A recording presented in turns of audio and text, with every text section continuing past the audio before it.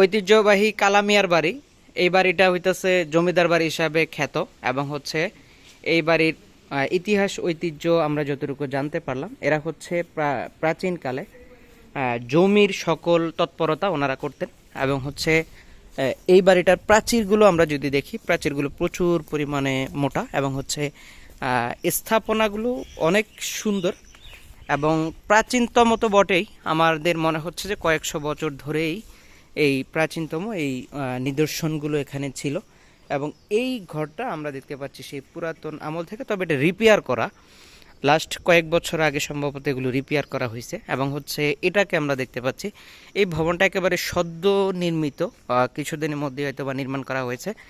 কিন্তু এদের যে পুরাতন ঐতিহ্য হিসেবে আমরা কিন্তু এই ভবনটিকে দেখতে পাই এবং হচ্ছে এটি সম্পূর্ণ টিন দ্বারা করা এবং হচ্ছে এই প্রাচীন যে দেয়ালগুলো সেগুলো দেখতে পাচ্ছেন আপনারা, অতটা মসৃণ না, এগুলো দেখতে বোঝা যায়, বুঝতেই পারছি আমরা এগুলো একেবারে পুরাতন ঐতিহ্য, পুরাতন দিক নিদর্শন এবং হচ্ছে প্রাচীনতম যেই আলোকসজ্জা এগুলোতে বেষ্টিত ছিল। কারণ হচ্ছে আমরা এই সামনের যে পুরাতন দেয়ালগুলো দেখতে পাচ্ছি এগুলোর মধ্যে লাইট ফিটিং করার কিছু একটা ছিল, অর্থাৎ সেই লাইটগুলো ইলেকট্রিক লাইট না, সেগুলো ছিল হচ্ছে আপনাদের ইসের লাইট, মানে হচ্ছে আগুন দিয়ে জ্বালানোর মতো যে লাইটগুলো সেগুলো, এবং হচ্ছে আমাদের সঙ্গে আমাদের সার্কেলের অনেকেই যুক্ত রয়েছেন। এটি হচ্ছে মূল ফটক, এই ফটক দিয়ে হচ্ছে আমরা প্রবেশ করেছি এবং হচ্ছে এই ফটকের তো আমরা কালামিয়ার বাড়ি আসতে আসতে অনেকগুলো স্থাপনা দেখলাম, তবে এগুলো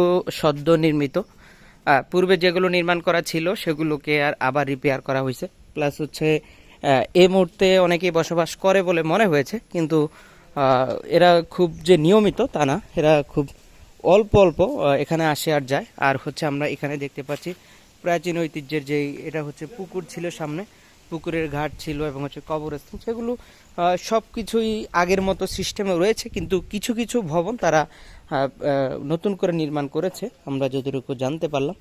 এবং হচ্ছে এই বাসা বাড়িগুলো আমরা দেখতে পাচ্ছি একেবারে এই মুহূর্তে খালি অবস্থায় রয়েছে। এখন কোথায় কি অবস্থা আছে এটা তো আমাদের এই মুহূর্তে জানা নেই, তবে দেখতে পাচ্ছি একটি মোটর সাইকেল এখানে রয়েছে, তার মানে হচ্ছে এরা সম্ভবত বাসায় কেউ এই মুহূর্তে আছে। তো আমাদের পুরাতন যে ইতিহাস সেটা ঘাটলে আমরা অনেক কিছুই দেখতে পাই। কালামিয়ার বাড়ি অলমোস্ট জমিদার বাড়ি হিসাবে এই বাড়িগুলো খুবই পপুলার এবং এই বাড়িগুলোতে মানুষ আসে, এখন পর্যন্ত এগুলো পর্যটক নগর হিসাবে এগুলো চলমান রয়েছে। তো আমরা এখানে আরও একটা জমিদার বাড়ি রয়েছে, এখানকার ছোট্ট ছোট্ট যে খুপড়ি ঘরগুলো এগুলো হচ্ছে তাদের রান্নাঘর। তো এই রান্নাঘরগুলোতে হচ্ছে তারা রান্নাবান্না করতো এবং এই প্রাচীরগুলো কিন্তু অনেক উঁচা ছিল, এগুলো যে কোনোভাবে ভেঙে নষ্ট হয়ে গেছে। এই পাশেও কিন্তু তাদের বৈঠকখানা বা তাদের হচ্ছে বাড়ির অন্যান্য যে অংশ, এটা হচ্ছে বাড়ির পিছনের অংশ। তো আমরা এই অংশে আসতে আসতে আপনাদেরকে দেখাচ্ছি আমাদের আসলে এই জমিদার বাড়ির পিছনের অংশগুলো বা জমিদার বাড়িগুলো আসলে অনেক বড় হয়ে থাকে। তো সেক্ষেত্রে তাদের বাগান বাড়িগুলো বিশাল বড় বড় থাকে এবং বাগানের মধ্যে আমরা কিছু কিছু সময় দেখেছি বাগানের মধ্যে তাদের আশ্রয় কেন্দ্র থাকে, তারা সেখানে সময় কাটায়, ব্যক্তিগত সময় পার করে অনেকেই। এই ধরনের অনেক জায়গার সাথে আমরা পরিচিত হয়েছি, কিন্তু এই জমিদার বাড়িতে আমরা সেটা দেখিনি। তবে এর মধ্যে আমাদের ভোলাতে যেই আমরা দেখেছি সেখানেও বাগানে একটি স্থাপনা দেখেছি ছোট্ট, আমরা ইতিমধ্যে একটি সাঁকর দেখা পেলাম, সাঁকো দিয়ে আমরা পার হয়ে চলে আসছি, বিশাল বড়, এদিক থেকে সেদিক দেখা যায় না, আপনারা দেখতে পাচ্ছেন সব চারিদিকে শুধু বাগান আর বাগান। এই হচ্ছে অবস্থান।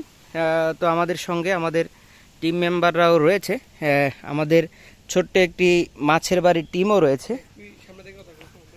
আমরা এই জায়গাটাতে আসার পরে আমাদের মনে হচ্ছে যে আমরা এই সম্পূর্ণ বাড়িটা আমরা এক্সপ্লেন করতে পারি এবং আমরা যদি চারদিকে আপনাদেরকে দেখাই, শুধুমাত্র গাছগাছালি ছাড়া অন্য কিছু দেখা যায় না।